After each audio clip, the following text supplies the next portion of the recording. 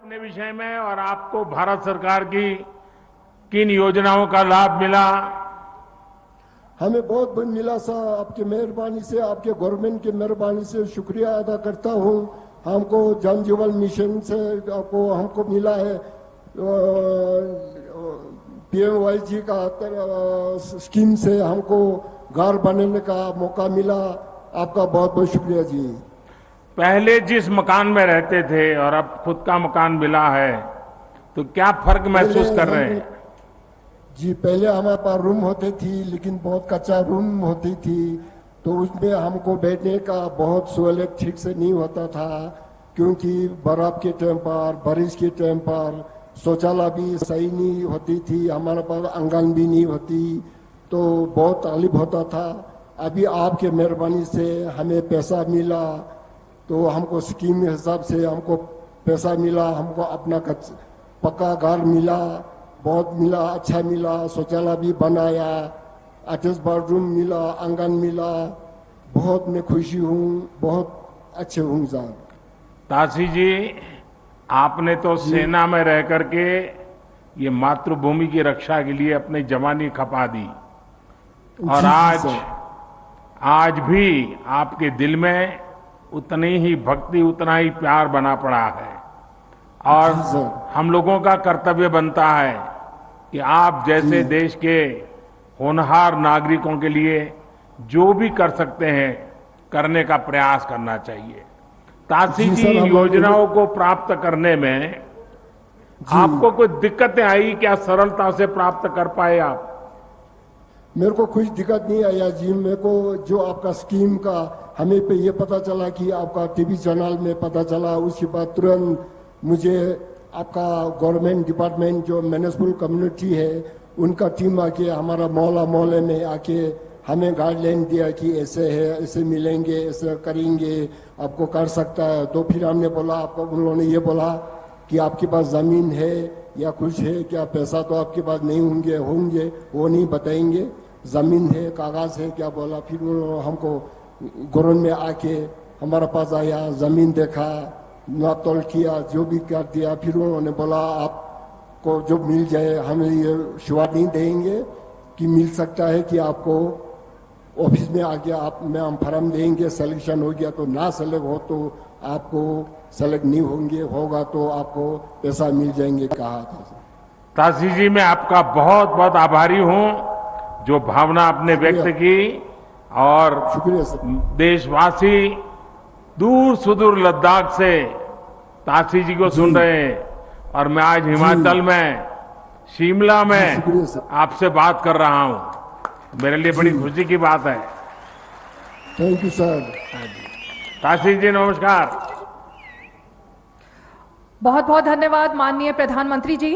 और अब हम रुख करते हैं बिहार के बांका जिले का, जहां से हमारे साथ जुड़ रही हैं ललिता देवी जी।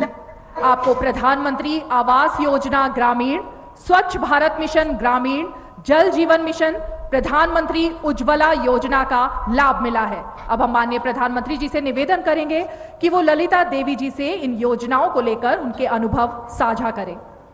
ललिता देवी जी प्रणाम। प्रणाम सर।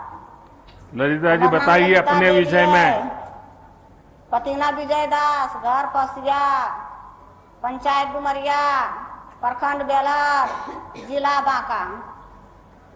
अच्छा ललिता जी, आपको सरकार की किन योजनाओं का लाभ मिला है?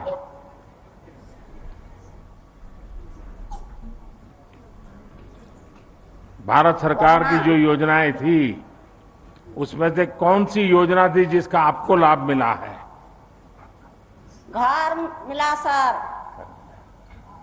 घर जैसे पहले माटी घर चले सर, नारा घर, जैसे माटी घर नारा घर चले, बहुत चुबे चले पानी सर, बच्चा बुतरू बहुत दिक्कत होवे चले सर। आ जब पक्का मकान होले कोई चीज के दिक्कत नहीं होवे छे सर, बच्चा बुतरू बहुत बढ़िया से रहे छे। आ पहले बहुत दिक्कत होवे छे, आ सब शौचालय बना लिए सर, जैसे लड़का लोग बाहर दे छलिए, शर्म लगे छले सर, अब शर्म नहीं लगे छे। सब बच्चा बुतरू मिल के, सब परिवार मिल के घरे शौचालय करे छिए। आज सब गांव टोला वाला लगा के सबके शौचालय हो गए छे सब। ललिता देवी जी बच्चों को पढ़ाती हो? हाँ सर। क्या पढ़ते हैं बच्चे?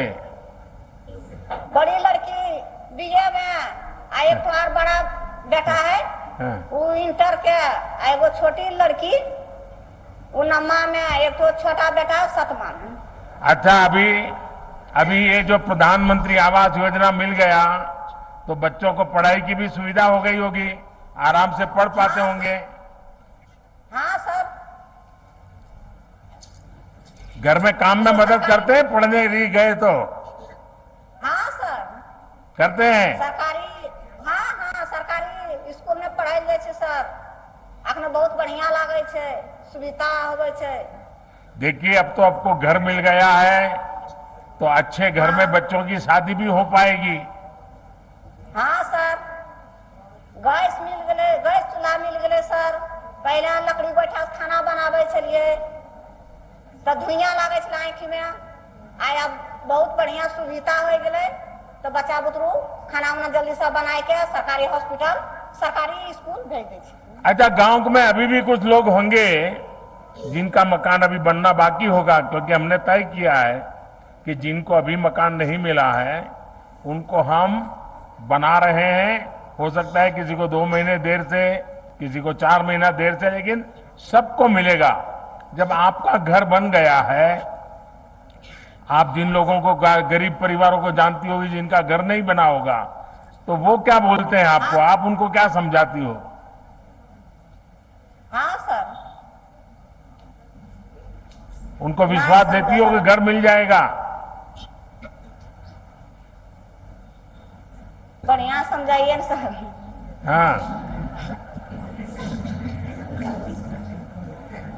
चलिए ललिता देवी जी, प्रणाम आपको। मुझे अच्छा लगा आपने इतना संतोष व्यक्त किया जी। और बिहार के बाद अब हम रुख करते हैं माननीय त्रिपुरा का।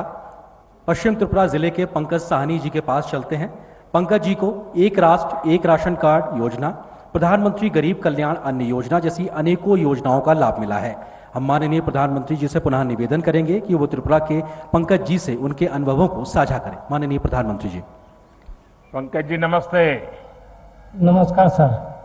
पंकज जी बताइए, आप त्रिपुरा में क्या करते हैं और आपको किस योजना से क्या लाभ मिला है? सर घर मिला है, शौचालय मिला है, नल का पानी मिला है, बिजली बिल मिला है। इतनी सारी योजनाएं मिल गई आपको? जी सर। आप मूल कहां से हो? जी सर। आप कहां के रहने वाले हो? बिहार के सर, समस्तीपुर जिला के हैं। बिहार से हो? जी सर। तो कितने साल से त्रिपुरा में रह रहे हो? 10 साल से सर। 10 साल हो गया। तो आपका राशन कार्ड वगैरह तो बिहार का होगा? सर बिहार का मतलब है, लेकिन इधर में जब काम करते थे इधर डीलर मिला तो अभी one nation one ration card मिला है, लगाते हैं तो वो आपको मिल गया क्या? जी सर।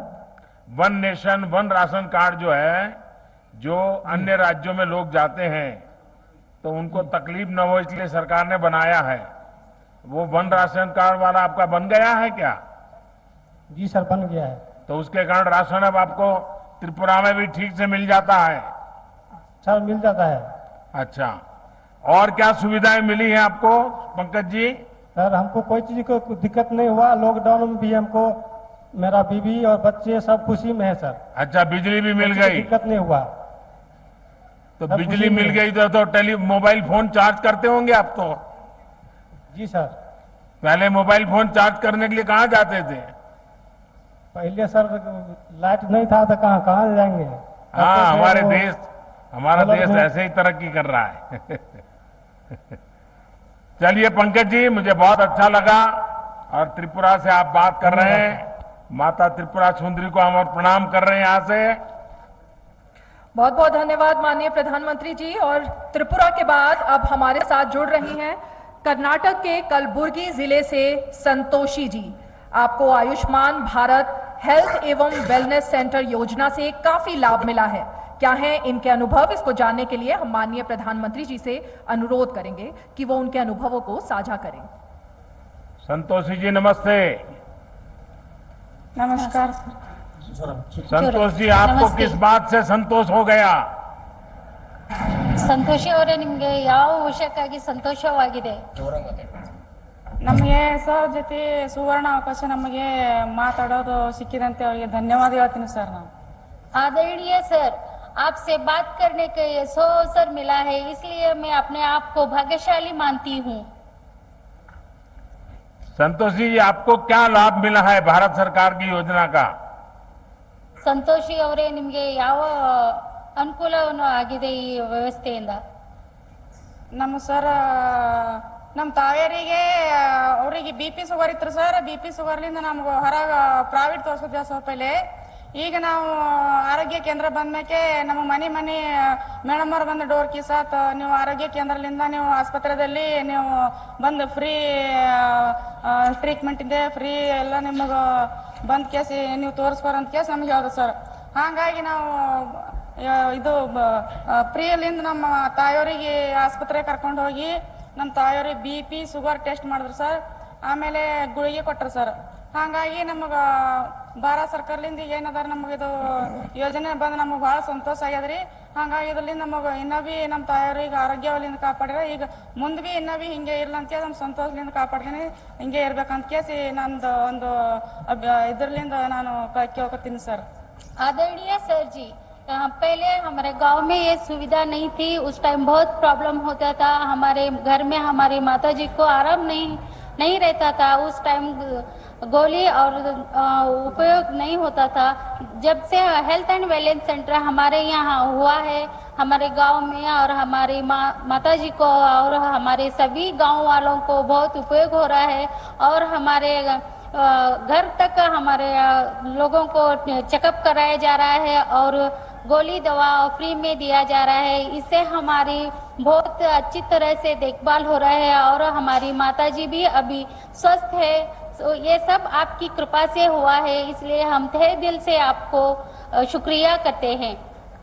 संतोषी जी, आप इतने बढ़िया तरीके से अपनी बात बता रही थी, अब बोल रही थी तो कन्नड़ा में, लेकिन मैं फील कर रहा था कि आपके मन को कितना संतोष है और आपके परिवार को जो लाभ मिला है और पूरे गांव के लिए आपके मन में जो भाव है वो भी आप व्यक्त कर रही हो। लेकिन एक बात कहूं मैं संतोषी जी, अगर मैं कर्नाटका में होता और वहां मैं भाजपा का अगर कार्यकर्ता के नाते काम करता तो मैं आपको चुनाव लड़वा देता। आप इतने बढ़िया तरीके से सारा विस्तार से बता दिया, बात बताने का आपका जो तरीका है, आप गांव की सबसे बड़ी लीडर बन सकती हो। धन्यवाद सर। धन्यवाद सर।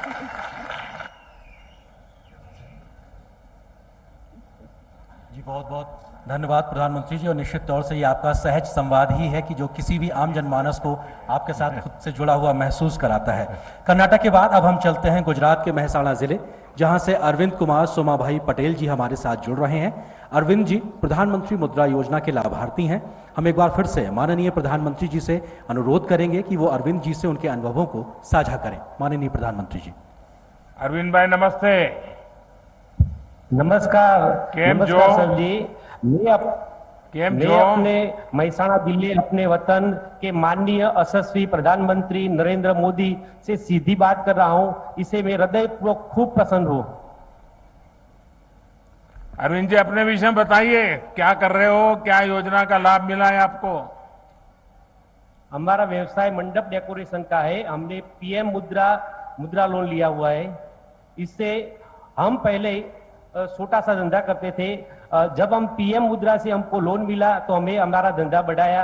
हम पहले 8 लोगों को रोजी देते थे, अब 12 लोगों को रोजी देते हैं, और जो लोग हमारे पे काम करते हैं इसको भी हम डिजिटल पेमेंट करते हैं। हम भी डिजिटल पेमेंट यूज करते हैं। हमारा घर का कोई भी पेमेंट हो, लाइट बिल हो, टेलीफोन बिल हो, गैस हो, कोई पण प्रकार का रिचार्ज हो, हम डिजिटल पे ही करते हैं। PM मुद्रा में कितना आपको पैसा मिला? 7,20,000। 7 लाख रुपया। और उससे आपने ये आपका जो मंडप वगैरह बनाने का काम था उसको आगे बढ़ाया।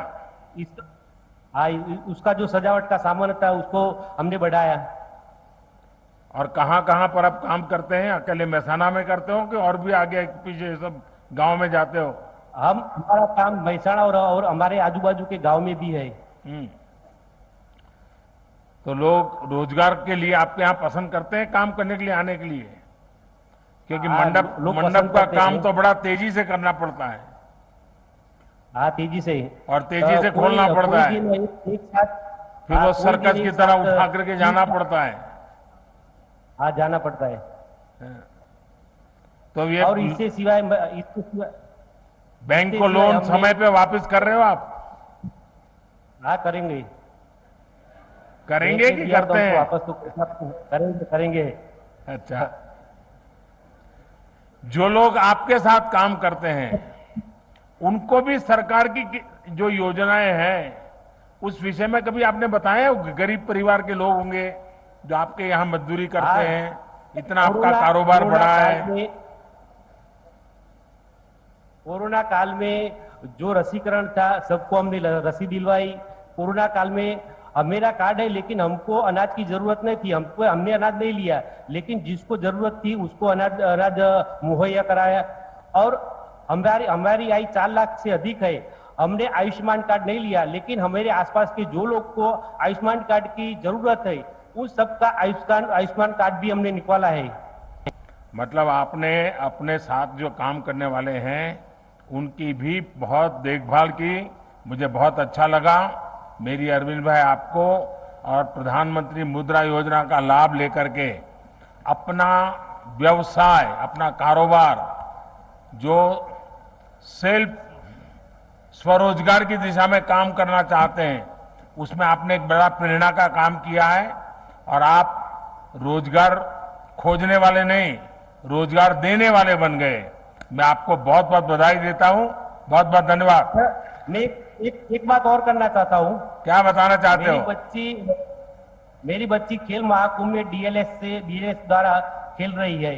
वो भी नेशनल गेम प्लेयर भी है। क्या नाम है? राजवी। अच्छा, क्या खेलती है? एथलेटिक्स। एथलेटिक्स में? वाह, चलिए हमारे आशीर्वाद दे दीजिए उसको। महसाना जिले ने इस बार ओलंपिक में भाविना ने नाम कमा दिया। महसाना जिले की बेटी ने भाविना ओलंपिक से मेडल लेके आ गई। Thank you. हाँ, बहुत बहुत धन्यवाद माननीय प्रधानमंत्री जी। और अब हमारे साथ जुड़ रही हैं देवभूमि हिमाचल प्रदेश के सिरमौर जिले की समा देवी जी। समा देवी जी इस वक्त शिमला के किसी नमस्ते रिज मैदान में हमारे साथ मौजूद हैं। इनको प्रधानमंत्री किसान सम्मान निधि योजना, प्रधानमंत्री आवास योजना ग्रामीण, आयुष्मान योजना, मुख्यमंत्री गृहिणी सुविधा योजना का लाभ मिला है। समा देवी जी नमस्ते। नमस्कार सर। आप कहाँ रहती हो समा देवी जी? सर मैं सिरमौर से हूँ। सिरमौर रहती हो? हाँ जी सर। अच्छा, चलिए हम भी कभी सिरमौर आया करते थे। हाँ जी सर। हाँ।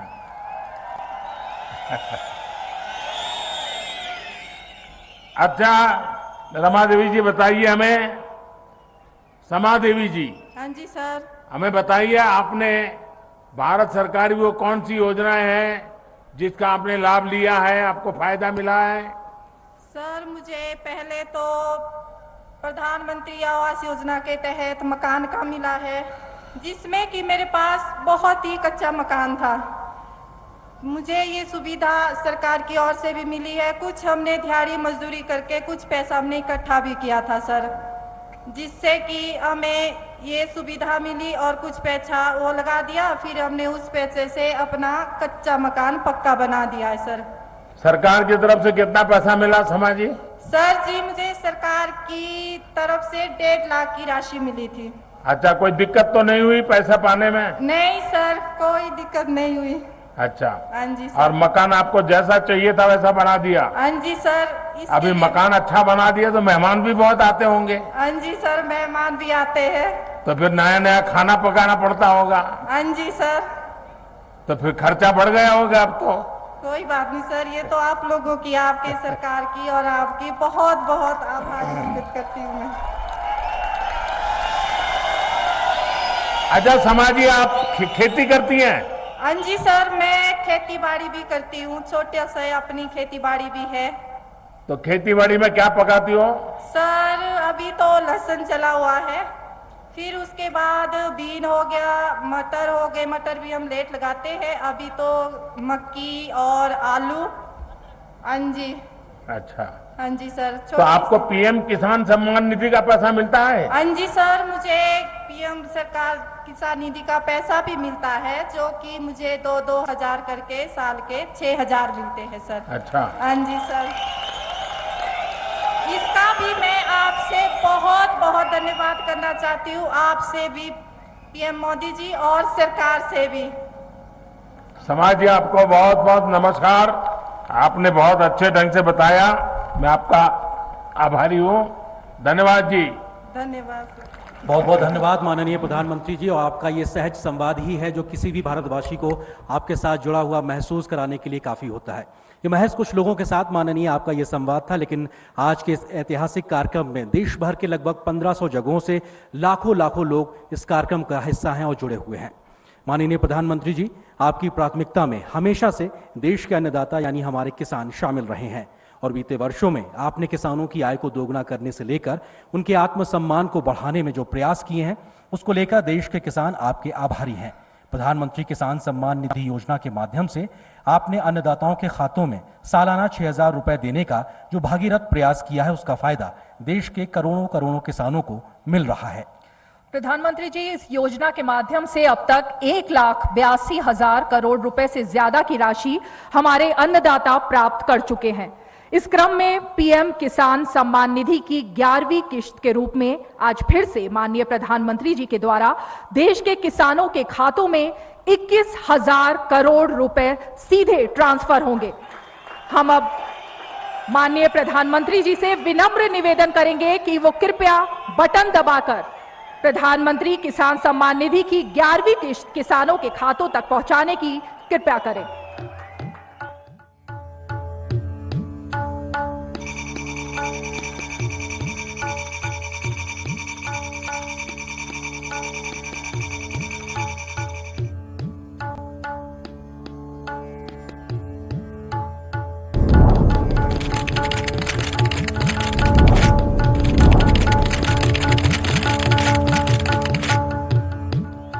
निश्चित तौर से हमने देखा कि कैसे पारदर्शी व्यवस्था से डिजिटल भारत, डिजिटल इंडिया के माध्यम से देश के अन्नदाताओं के खातों में सीधे 21,000 करोड़ रुपए प्रधानमंत्री जी के हाथों से ट्रांसफर हुए हैं और लाभ पाने वाले किसानों की जो संख्या है वो 10 करोड़ है। और अपने आप में अगर आज तक की बात की जाए, अगर इस किश्त को 11वीं किश्त को मिला दिया जाए तो 2 लाख करोड़ से ज्यादा की रकम अब तक किसानों के खातों में पहुंच चुकी है।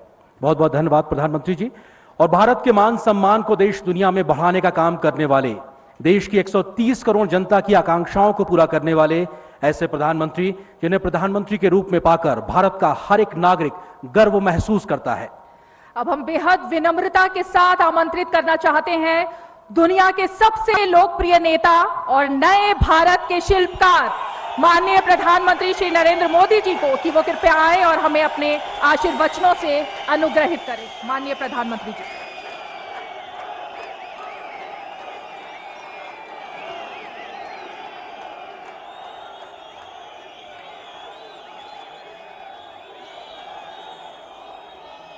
भारत माता की,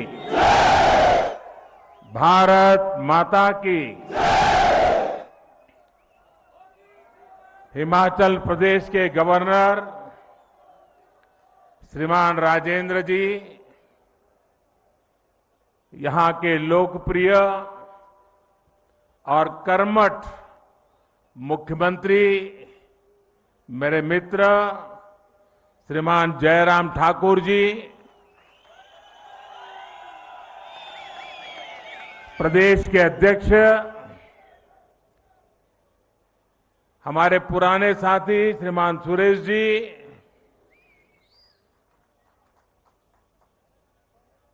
केंद्र के मंत्रिपरिषद के मेरे साथियों, सांसदगण, विधायकगण, हिमाचल के सभी जनप्रतिनिधिगण, आज मेरे जीवन में एक विशेष दिवस भी है और उस विशेष दिवस पर इस देवभूमि को प्रणाम करने का मौका मिले, इससे बड़ा जीवन का सौभाग्य क्या हो सकता है। आप इतनी बड़ी तादाद में हमें आशीर्वाद देने के लिए आए, मैं आपका बहुत बहुत आभार व्यक्त करता हूं। अभी देश के करोड़ों करोड़ किसानों को उनके खाते में पीएम किसान सम्मान निधि का पैसा ट्रांसफर हो गया, पैसा उनको मिल भी गया और आज मुझे शिमला की धरती से देश के 10 करोड़ से भी ज्यादा किसानों से खाते में पैसे पहुंचाने का सौभाग्य मिला है। वे किसान भी शिमला को याद करेंगे, हिमाचल को याद करेंगे, इस देवभूमि को याद करेंगे। मैं इन सभी किसान भाइयों बहनों को भी हृदय से बहुत बहुत बधाई देता हूं, अनेक अनेक शुभकामनाएं देता हूं। साथियों, ये कार्यक्रम शिमला में है, लेकिन एक प्रकार से ये कार्यक्रम आज पूरे हिंदुस्तान का है। हमारे यहां चर्चा चल रही थी कि सरकार के 8 साल होने पर कैसा कार्यक्रम किया जाए, कौन सा कार्यक्रम किया जाए। तो हमारे नड्डा जी जो हिमाचल के ही हैं, हमारे जयराम जी, उनकी तरफ से एक सुझाव आया और दोनों सुझाव मुझे बहुत अच्छे लगे। ये 8 वर्ष के निमित्त कल मुझे कोरोना काल में जिन बच्चों ने अपने माता और पिता दोनों खो दिए, ऐसे बच्चों का जिम्मा संभालने का अवसर कल मुझे मिला। देश के उन हजारों बच्चों का देखभाल का निर्णय सरकार ने किया और कल उनको मैंने कुछ पैसे भी भेज दिए चेक डिजिटली। 8 साल की पूर्ति में ऐसा कार्यक्रम होना मन को बहुत सुकून देता है, आनंद देता है। और फिर मेरे सामने सुझाव आया कि हम एक कार्यक्रम हिमाचल में करें, तो मैंने आंख बंद करके हाँ कह दिया, क्योंकि मेरे जीवन में हिमाचल का स्थान इतना बड़ा है और खुशी के पल अगर हिमाचल में आकर के बिताने का मौका मिले तो फिर तो बात ही क्या बनती है जी।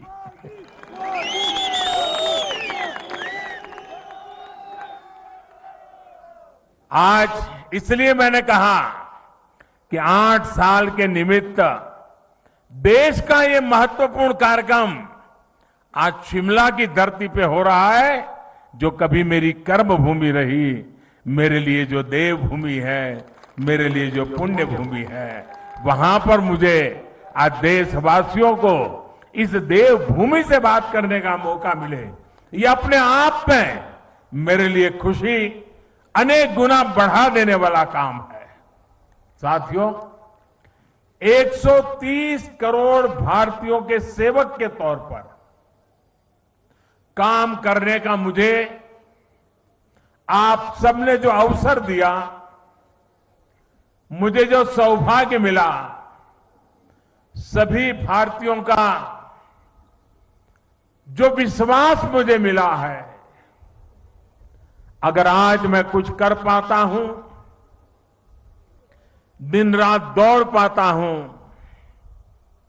तो ये मत सोचिए कि ये मोदी करता है, ये मत सोचिए कि मोदी दौड़ता है। ये सब तो 130 करोड़ देशवासियों की कृपा से हो रहा है, आशीर्वाद से हो रहा है, उनकी बदौलत हो रहा है, उनकी ताकत से हो रहा है। परिवार के एक सदस्य के तौर पर मैंने कभी भी अपने आप को उस पद पर देखा नहीं, कल्पना भी नहीं की है और आज भी नहीं कर रहा हूं कि मैं कोई प्रधानमंत्री हूं। जब फाइल पर साइन करता हूं, एक जिम्मेवारी होती है, तब तो प्रधानमंत्री की दायित्व के रूप में मुझे काम करना होता है। लेकिन उसके बाद फाइल जैसी चली जाती है, मैं प्रधानमंत्री नहीं रहता हूं। मैं सिर्फ और सिर्फ 130 करोड़ देशवासियों के परिवार का सदस्य बन जाता हूं। आप ही के परिवार के सदस्य के रूप में, एक प्रधान सेवक के रूप में जहां भी रहता हूं काम करता रहता हूं और आगे भी एक परिवार के सदस्य के नाते परिवार की आशा आकांक्षाओं से जुड़ना, 130 करोड़ देशवासियों का परिवार, यही सब कुछ है मेरी जिंदगी में। आप ही हैं सब कुछ मेरी जिंदगी में और ये जिंदगी भी आप ही के लिए है। और जब हमारी सरकार अपने 8 वर्ष पूरे कर रही है, तो आज मैं फिर से मैं इस देवभूमि से मेरा संकल्प भी दोहराऊंगा, क्योंकि संकल्प को बार बार स्मरण करते रहना चाहिए।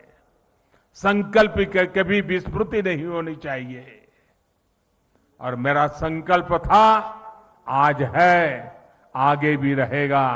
जिस संकल्प के लिए जीऊंगा, जिस संकल्प के लिए जूझता रहूंगा, जिस संकल्प के लिए आप सबके साथ चलता रहूंगा। और इसलिए मेरा ये संकल्प है, भारतवासी के सम्मान के लिए, हर भारतवासी की सुरक्षा, उस हर भारतवासी की समृद्धि कैसे बढ़े, भारतवासी की सुख शांति की जिंदगी कैसे मिले, उसी एक भाव से गरीब से गरीब, दलित हो, पीड़ित हो, शोषित हो, वंचित हो, दूर सुदूर जंगलों में रहने वाले लोग हो, पहाड़ी की चोटियों पर रहने वाले, छूटपुट रहने वाले एक आध दो परिवार हो, हर किसी का कल्याण करने के लिए जितना ज्यादा काम कर सकता हूं उसको करता रहूं। इसी भाव को लेकर के मैं आज फिर से एक बार इस देवभूमि से अपने आप को संकल्पित करता हूं। साथियों, हम सभी मिलकर भारत को उस ऊंचाई तक पहुंचाएंगे जहां पहुंचने का सपना आजादी के लिए मर मिट जाने वाले लोगों ने देखा था। आजादी के इस अमृत महोत्सव में भारत के बहुत उज्जवल भविष्य के विश्वास के साथ भारत की युवा शक्ति, भारत की नारी शक्ति, उस पर पूरा भरोसा रखते हुए मैं आज आपके बीच आया हूं। साथियों, जीवन में जब हम बड़े लक्ष्यों की तरफ आगे बढ़ते हैं तो कई बार यह देखना भी जरूरी होता है कि हम चले कहां से थे, शुरुआत कहां से थी की, और जब उसको याद करते हैं तभी तो हिसाब किताब का पता चलता है कि कहां से निकले और कहां पहुंचे, हमारी गति कैसी रही, हमारी प्रगति कैसी रही, हमारी उपलब्धियां कैसी रही हैं।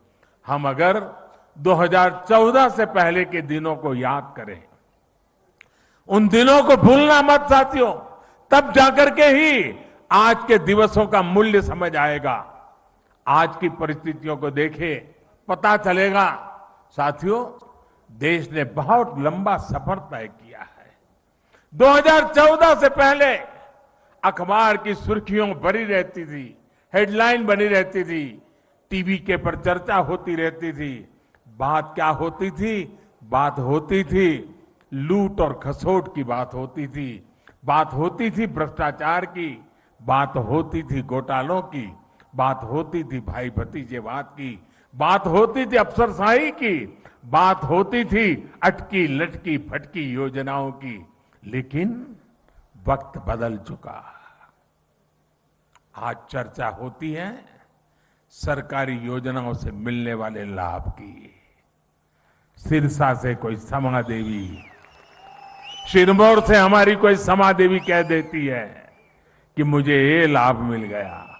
आखिरी घर तक पहुंचने का प्रयास होता है। गरीबों के हक का पैसा सीधा उनके खाते में पहुंचने की बात होती है।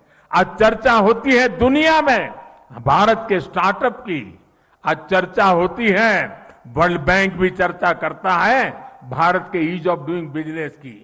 आज हिंदुस्तान के निर्दोष नागरिक चर्चा करती है अपराधियों पर नकेल कसने की हमारी ताकत की, भ्रष्टाचार के खिलाफ जीरो टॉलरेंस के साथ आगे बढ़ने की। 2014 से पहले की सरकार ने भ्रष्टाचार को सिस्टम का जरूरी हिस्सा मान लिया था। तब की सरकार भ्रष्टाचार से लड़ने की बजाय उसके आगे घुटने टेक चुकी थी।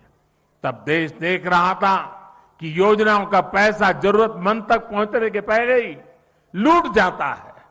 लेकिन आज चर्चा जनधन खातों से मिलने वाले फायदों की हो रही है। जनधन, आधार और मोबाइल से बनी त्रिशक्ति की हो रही है। पहले रसोई में धुआं सहने की मजबूरी थी, आज उज्ज्वला योजना से सिलेंडर पाने की सहूलियत है। पहले खुले में शौच की बेबसी थी, आज घर में शौचालय बनवाकर सम्मान से जीने की आजादी है। पहले इलाज के लिए पैसे जुटाने की बेबसी थी, आज हर गरीब को आयुष्मान भारत का सहारा है।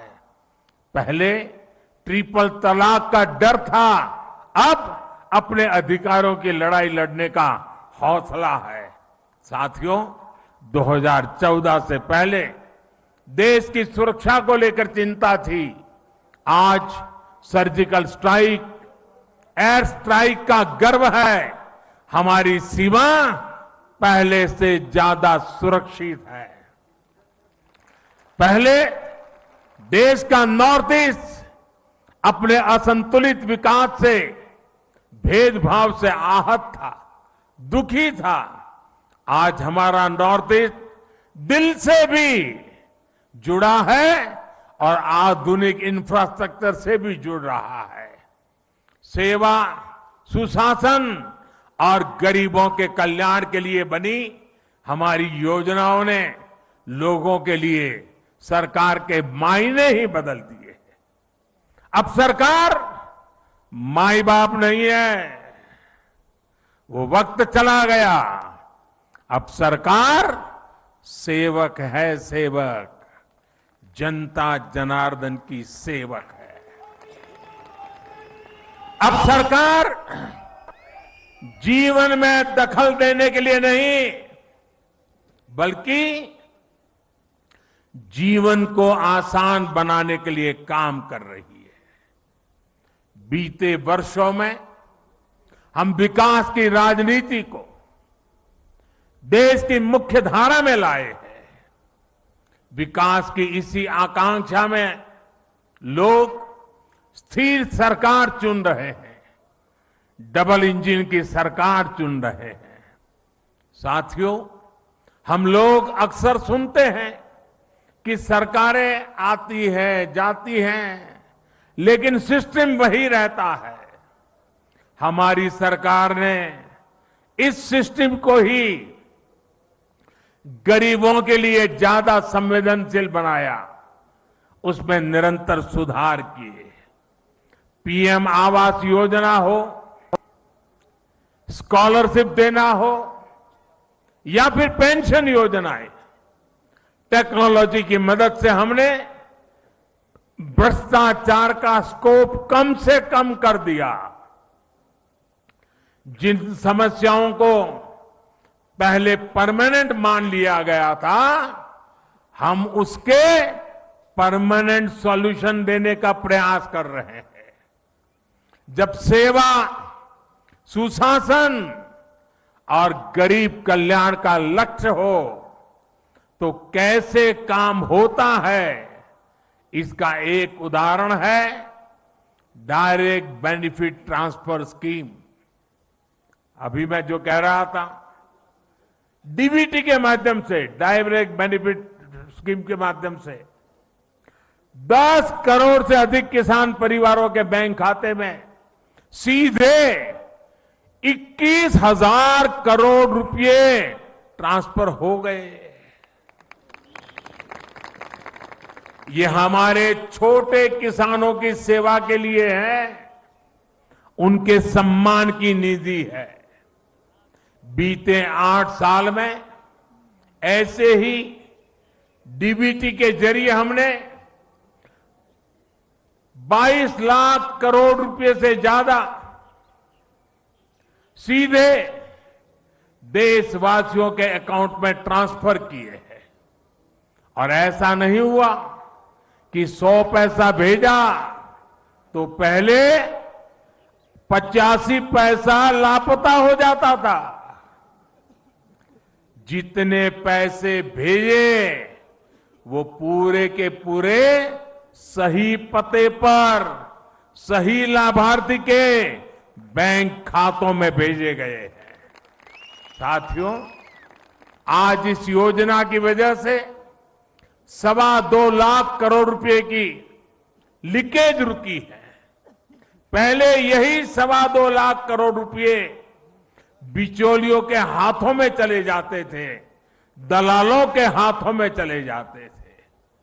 इसी डीबीटी की वजह से देश में सरकारी योजनाओं का गलत लाभ उठाने वाले 9 करोड़ से ज्यादा फर्जी नामों को हमने लिस्ट से हटाया।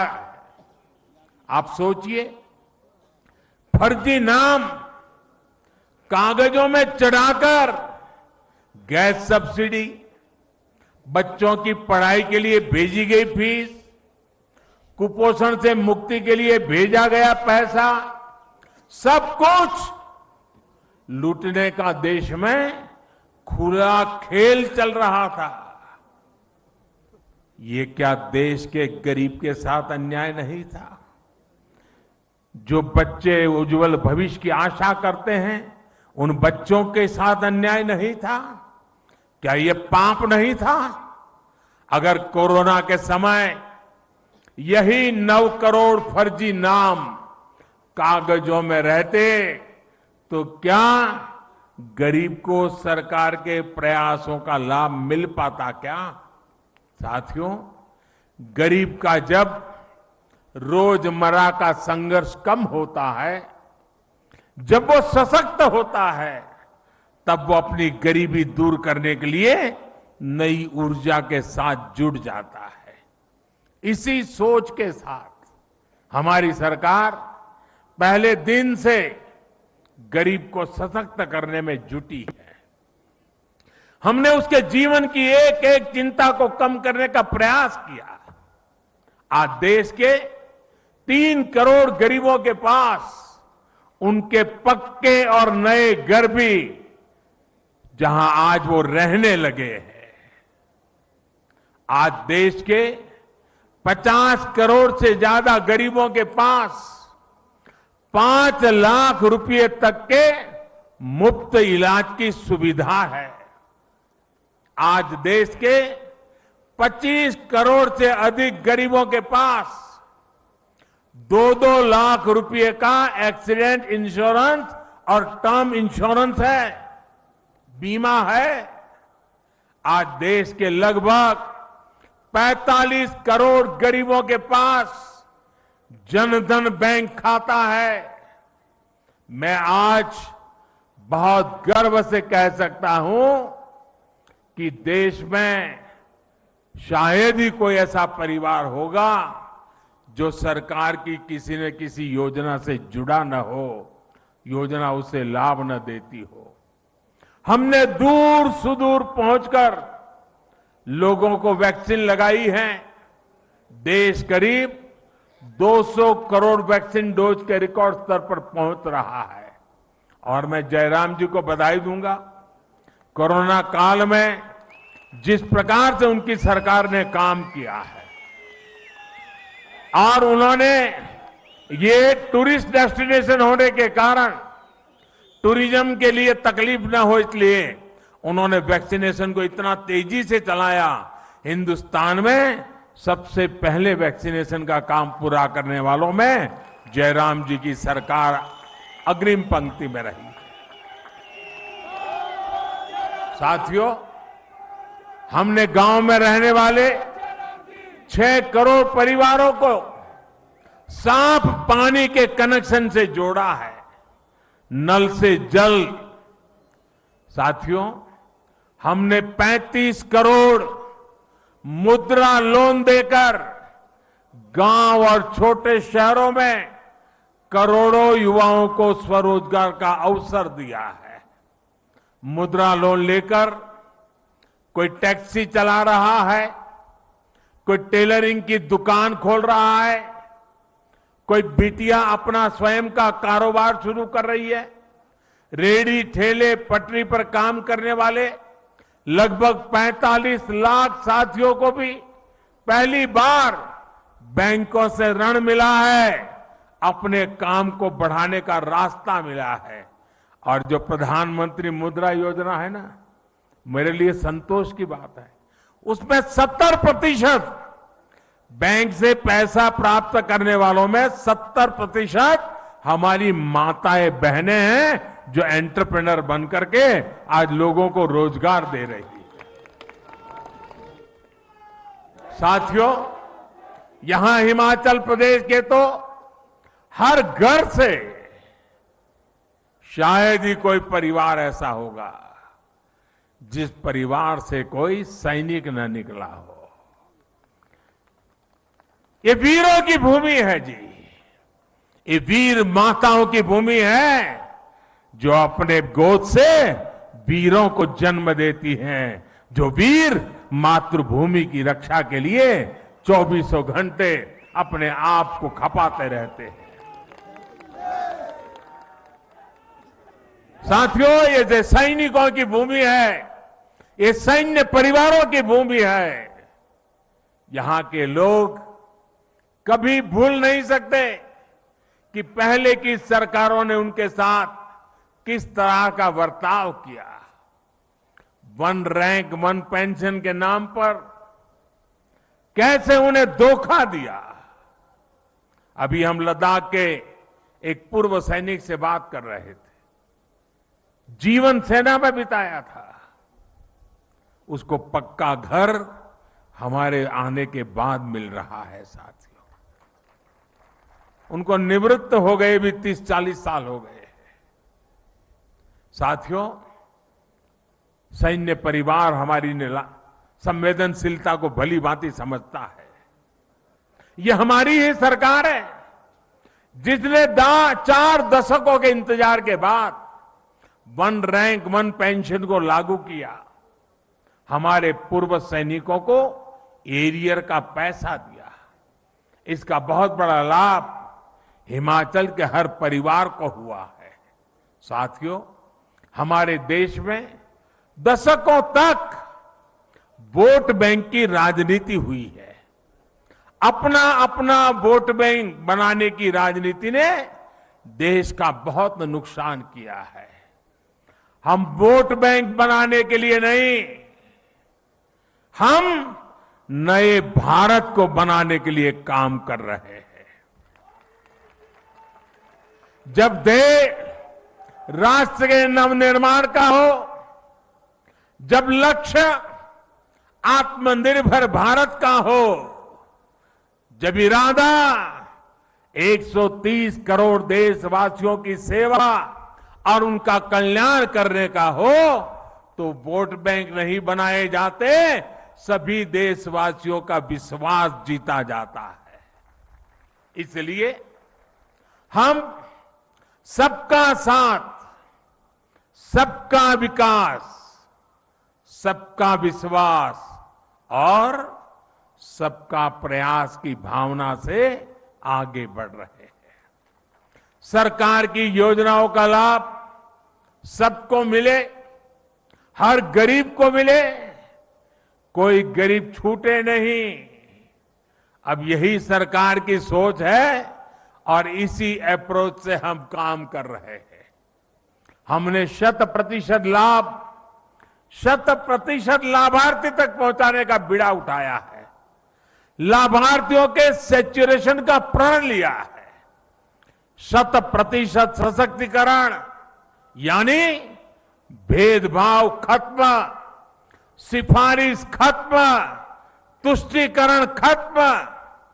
100% सशक्तिकरण यानी हर गरीब को सरकारी योजनाओं का पूरा लाभ। मुझे ये जानकर अच्छा लगा कि जयराम जी के नेतृत्व में हिमाचल प्रदेश इस दिशा में बहुत अच्छा काम कर रहा है। हर घर जल योजना में भी हिमाचल 90% घरों को कवर कर चुका है। किन्नौर, लाहौल स्पीति, चंबा, हमीरपुर जैसे जिलों में तो 100% कवरेज हासिल की जा चुकी है। साथियों, मुझे याद है 2014 से पहले जब मैं आपके बीच आता था तो कहता था कि भारत दुनिया से आंख झुकाकर नहीं, आंख मिलाकर बात करेगा। आज भारत मजबूरी में दोस्ती का हाथ नहीं बढ़ाता है। और जब मजबूरी में दोस्ती का हाथ बढ़ाता है ना, तो ऐसे बढ़ाता है। बल्कि आज भारत मदद करने के लिए हाथ बढ़ाता है और हाथ ऐसे करके ले जाता है।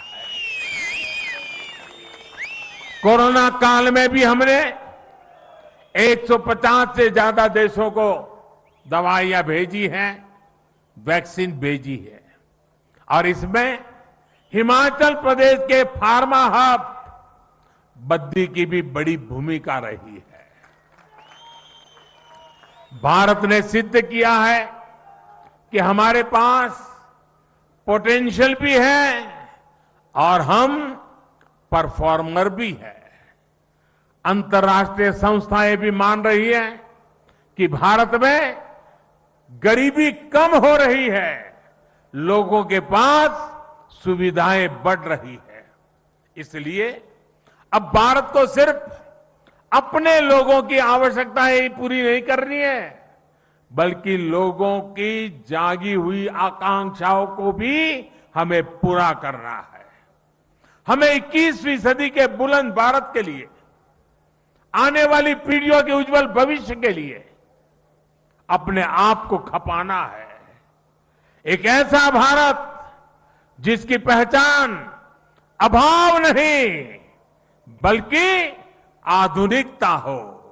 एक ऐसा भारत जिसमें लोकल मैन्युफैक्चरर लोकल डिमांड को भी पूरा करे और दुनिया के बाजारों में भी अपना सामान बेचे। एक ऐसा भारत जो आत्मनिर्भर हो, जो अपने लोकल के लिए वोकल हो, जिसे अपने स्थानीय उत्पादों पर गर्व हो। हमारे हिमाचल का तो हस्तशिल्प, यहां की वास्तुकला वैसे ही इतनी मशहूर है। चंबा का मेटल वर्क, सोलन की पाइन आर्ट, कांगड़ा की मिनिएचर पेंटिंग के लोग, और इसे देखकर टूरिस्ट लोग दीवाने हो जाते हैं। ऐसे उत्पाद देश के कोने कोने में पहुंचे, अंतर्राष्ट्रीय बाजारों की रौनक बढ़ाए, इसके लिए हम काम कर रहे हैं। वैसे भाइयों और बहनों, हिमाचल के स्थानीय उत्पादों की चमक तो अब काशी में बाबा विश्वनाथ के मंदिर तक पहुंच गई है। कुल्लू में बनी हमारी माताओं बहनें बनाती हैं। कुल्लू में बनी पोहलें सर्दी के मौसम में काशी विश्वनाथ मंदिर के पुजारियों और सुरक्षा कर्मियों की मददगार बन रही है। बनारस का सांसद होने के नाते मैं इस उपहार के लिए हिमाचल प्रदेश के लोगों का विशेष आभार व्यक्त करता हूं। साथियों, बीते 8 वर्षों के प्रयासों के जो नतीजे मिले हैं, उनसे मैं बहुत विश्वास भरा हुआ हूं, आत्मविश्वास से भरा हुआ हूं। हम भारतवासियों के सामर्थ्य के आगे कोई भी लक्ष्य असंभव नहीं है। आज भारत दुनिया की सबसे तेजी से बढ़ती अर्थव्यवस्थाओं में एक है। आज भारत में रिकॉर्ड विदेशी निवेश हो रहा है। आज भारत रिकॉर्ड एक्सपोर्ट कर रहा है। 8 साल पहले स्टार्टअप्स के मामले में हम कहीं नहीं थे। आज हम दुनिया के तीसरे बड़े स्टार्टअप इकोसिस्टम हैं, तीसरे बड़े। करीब करीब हर हफ्ते हजारों करोड़ रुपयों की कंपनी हमारे युवा तैयार कर रहे हैं। आने वाले 25 साल के विराट संकल्पों की सिद्धि के लिए देश नई अर्थव्यवस्था के नए इंफ्रास्ट्रक्चर का निर्माण भी तेजी से कर रहा है। हम एक दूसरे को सपोर्ट करने वाली मल्टी मॉडल कनेक्टिविटी पर फोकस कर रहे हैं। इस बजट में हमने जो पर्वतमाला योजना की घोषणा की है, वो हिमाचल जैसे पहाड़ी प्रदेश में कनेक्टिविटी को और मजबूत करेगी। इतना ही नहीं, हमने वाइब्रेंट बॉर्डर विलेज, इसकी जो योजना बजट में रखी है, उसके कारण सीमा पर बसे हुए जो गांव है, ये गांव वाइब्रेंट बने, टूरिस्ट डेस्टिनेशन बने, एक्टिविटी के सेंटर बने। सीमा पर सटे हुए गांव, उनके विकास के लिए भारत सरकार ने एक विशेष योजना बनाई है। ये वाइब्रेंट बॉर्डर विलेज की योजना का लाभ मेरे हिमाचल के सीमावर्ती गांवों को स्वाभाविक रूप से मिलने वाला है। साथियों, आज जब हम दुनिया का सर्वश्रेष्ठ डिजिटल इंफ्रास्ट्रक्चर बनाने पर फोकस कर रहे हैं, हम देश भर में स्वास्थ्य सेवाओं के आधुनिकीकरण पर काम कर रहे हैं। Ayushman Bharat health infrastructure mission के तहत जिला और ब्लॉक स्तर पर क्रिटिकल हेल्थ केयर सुविधाएं हम तैयार कर रहे हैं। हर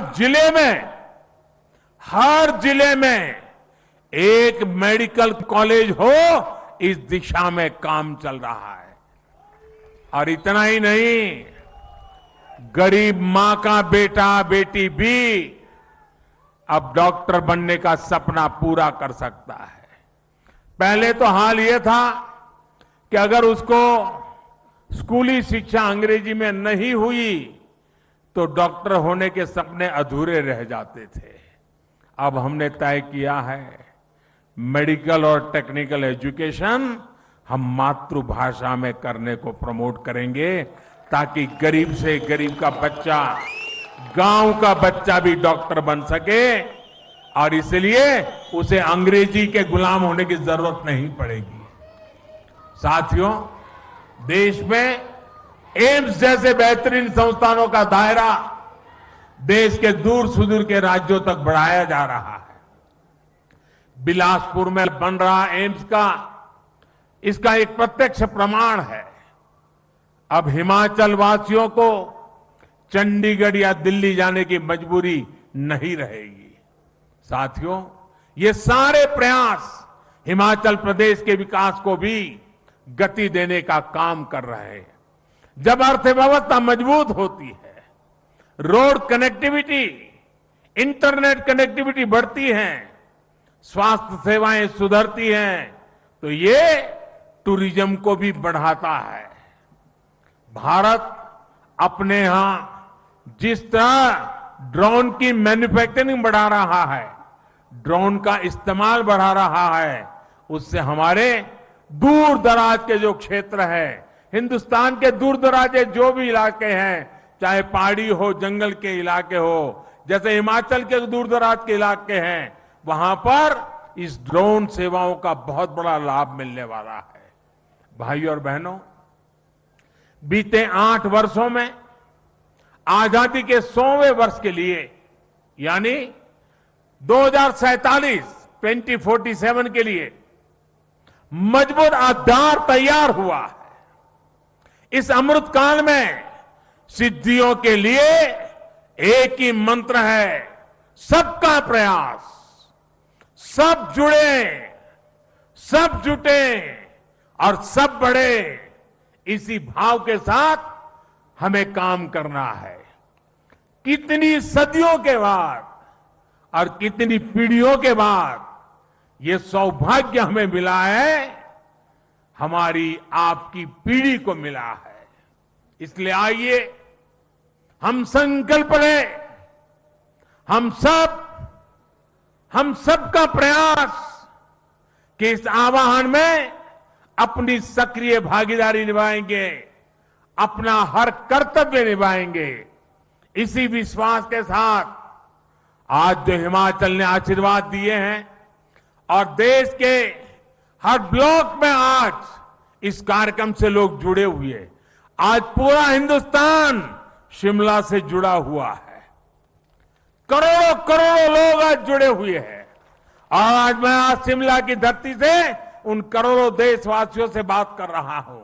मैं उन करोड़ों करोड़ों देशवासियों को अनेक अनेक शुभकामनाएं देता हूं और आपके आशीर्वाद बने रहे, हम और ज्यादा काम करते रहें, दिन रात काम करते रहें, जी जान से जुटे रहें। इसी एक भावना को आगे लेते हुए आप सबके आशीर्वाद के साथ मैं फिर एक बार आप सबका हृदय से धन्यवाद करता हूं।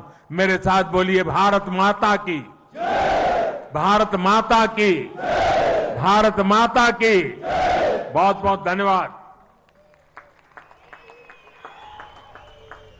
તો પ્રધાનમંત્રી નરેન્દ્ર મોદી પોતાની સરકારના 8 વર્ષ પૂરા થવા પર શિમલામાં ગરીબ કલ્યાણ સંમેલનનું જે આયોજન કરવા જેમાં ભાગ લીધો છે। વિવિધ યોજનાઓના લાભાર્થીઓ સાથે તેમણે સીધો સંવાદ કર્યો। અલગ અલગ રાજ્યના મુખ્યમંત્રી, સંસદ સભ્યો, મંત્રીઓ પણ વર્ચ્યુઅલી જોડાયા હતા અને સાથે જ તેમણે સંબોધન પણ કર્યું છે। મારા જીવનમાં હિમાચલનો ખૂબ જ મોટો ભાગ છે, અમારા માટે કર્મભૂમિ અને દેવભૂમિ છે તેવું પણ તેમણે જણાવ્યું છે। સાથે જ આજનો દિવસ મારા જીવનનો વિશેષ દિવસ છે તેવું તેમણે સંબોધનમાં જણાવ્યું છે। અત્યારે ભારત સારો વિકાસ કરી રહ્યો છે અને આવનાર સમયમાં ભારત હજુ ઊંચાઈએ પહોંચશે, આવું તેમણે તેમના સંબોધનમાં જણાવ્યું છે। સાથે જ 2014 પહેલાના સમય પણ તેમણે કહ્યું છે કે 2014 પહેલા લૂંટની ઘટનાઓની, ભ્રષ્ટાચારની, ગોટાળાઓની અને ફક્ત ભાઈ ભત્રીજા વાતની જ વાતો થતી હતી, પરંતુ હવે ફક્ત વિકાસની વાતો થાય છે અને હવે વર્લ્ડ બેંક ભારતના ઇઝ ઓફ ડુઇંગ બિઝનેસની વાતો કરતા હોય છે। 2014 પહેલા દેશની સુરક્ષાને લઈને ચિંતાઓ થતી હતી, પરંતુ હવે આપણી સીમા પહેલા કરતા વધુ સલામત છે। તો આ સંબોધન તેમણે કર્યું છે અને સાથે જ હવે સરકાર મા બાપ નથી, હવે સરકાર સેવક છે તેમ કહી તેમણે સીધો વિપક્ષ પર કટાક્ષ કર્યો છે।